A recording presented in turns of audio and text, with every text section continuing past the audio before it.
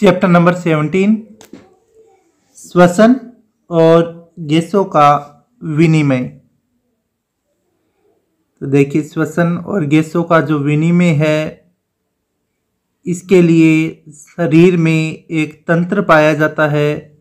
उस तंत्र का नाम होता है श्वसन तंत्र। श्वसन क्या होता है? तो श्वसन तंत्र मानव शरीर का एक ऐसा तंत्र है जिसके द्वारा मानव शरीर में गैसों का आदान प्रदान होता है। श्वसन तंत्र मानव शरीर का एक ऐसा तंत्र होता है जिसके द्वारा मानव शरीर में गैसों का आदान प्रदान होता है। वायुमंडलीय O2 और कोशिकाओं में उत्पन्न CO2 कार्बन डाइऑक्साइड के आदान प्रदान की क्रिया को श्वसन या रेस्पायरेशन कहते हैं। वायुमंडलीय ऑक्सीजन और कोशिकाओं में उत्पन्न कार्बन डाइऑक्साइड के आदान प्रदान की क्रिया को श्वसन कहा जाता है।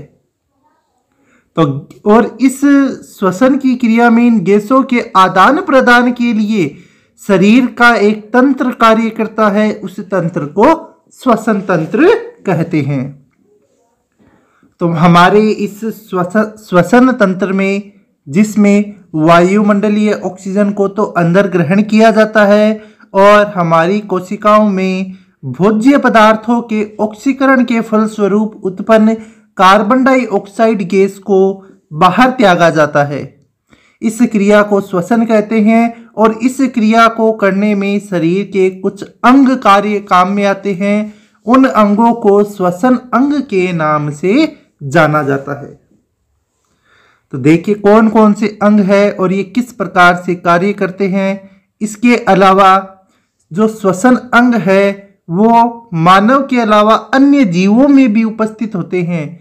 तो उनमें कौन कौन से श्वसन अंग है और उन जीवों में किस प्रकार से ये श्वसन अंग कार्य करते हैं।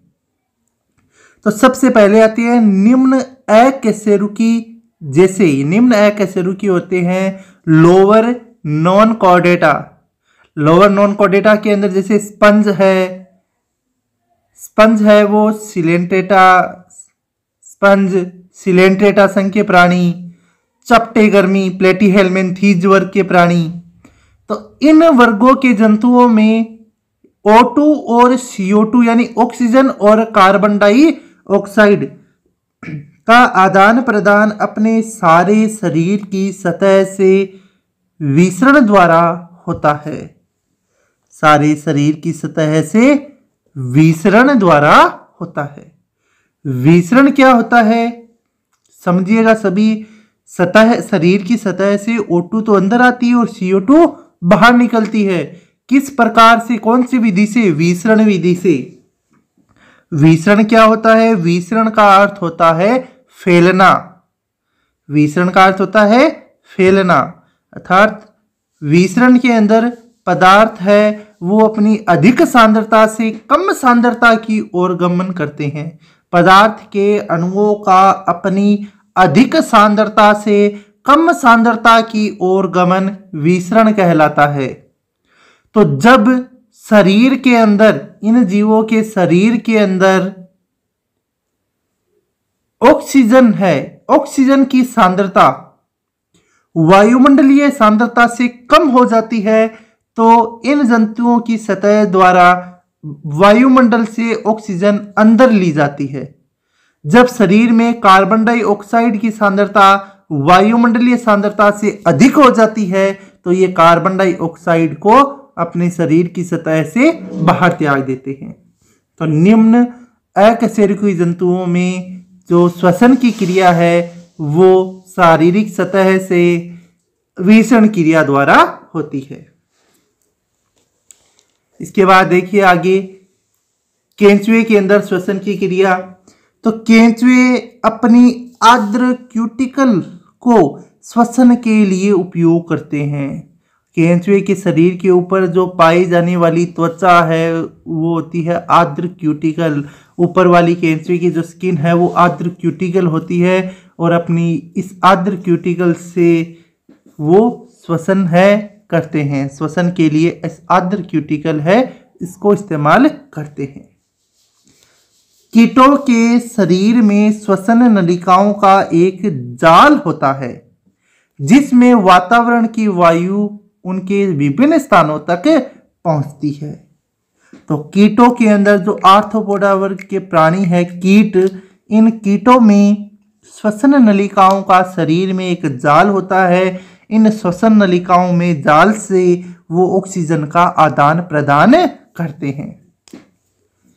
जलीय आर्थ्रोपोडा तथा मोलस्का में श्वसन क्लोम द्वारा होता है। जो जल में रहने वाले आर्थ्रोपोडा संघ के प्राणी हैं और जो मोलस्का संघ के प्राणी हैं उनमें श्वसन के लिए क्लोम पाए जाते हैं। श्वसन अंग है वो क्लोम होते हैं। स्थलीय प्राणियों में श्वसन अंग है वो फेफड़े होते हैं, यानी स्थलीय प्राणियों में श्वसन है वो फेफड़ों के द्वारा होता है। स्थलीय प्राणियों में श्वसन फेफड़ों के द्वारा होता है। मेंढक अपनी आर्द्र त्वचा से भी श्वसन कर सकता है, यानी मेंढक है यह उभयचरी प्राणी है, स्थल में भी रहता है और जल में भी रहता है। जब यह जल में रहता है तो क्लोम के द्वारा श्वसन करता है और जब यह स्थल पर होता है तो अपनी ये आर्द्र त्वचा से भी श्वसन कर सकता है। तो ये विभिन्न जीवों में पाए जाने वाले श्वसन अंग हो गए। स्थलीय प्राणी मानव है, मानव और अन्य जीव है। तो मानव है, मानव में भी श्वसन अंग है वो फेफड़े होते हैं। मुख्य श्वसन अंग है मनुष्य में वो फेफड़े या लंग्स होते हैं।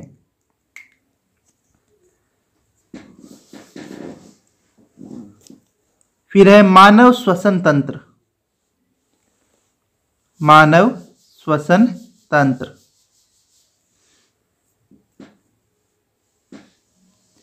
एक स्वस्थ व्यक्ति में श्वसन दर 16 से 20 प्रति मिनट होती है। यानी एक स्वस्थ व्यक्ति है वह 1 मिनट में 16 से 20 बार श्वसन की क्रिया है, गैसों के आदान प्रदान की क्रिया है वो करता है। मानव श्वसन तंत्र कुछ महत्वपूर्ण अंगों से बना होता है। मनुष्य के अंदर जो श्वसन तंत्र है वो कुछ महत्वपूर्ण अंगों से मिलकर बनता है। कौन कौन से महत्वपूर्ण अंग है देखिए। मानव श्वसन अंग, नासाद्वार एवं नासा गुहा, ग्रसनी, कंठ, श्वास नली, श्वसनिया, फेफड़े। फेफड़े हैं वो मुख्य श्वसन अंग होते हैं। तो ये मनुष्य के श्वसन अंग है। इनको हम वायु का मार्ग भी कह सकते हैं। वायु है वह नासाद्वार एवं नासा गुहा, यानी हम जब सांस लेते हैं अंदर की ओर तो नासाद्वार के द्वारा वायु है वो अंदर की ओर जाती है। नासाद्वार से वायु है वो नासा गुहा में पहुंचती है। मुख के द्वारा भी श्वसन का कार्य है। ये मुख है, मुख के द्वारा भी श्वसन है वो हो सकता है। फिर वायु नासा गुहा के बाद ग्रसनी में पहुंचती है। ग्रसनी से वायु है वो कंठ में जाती है।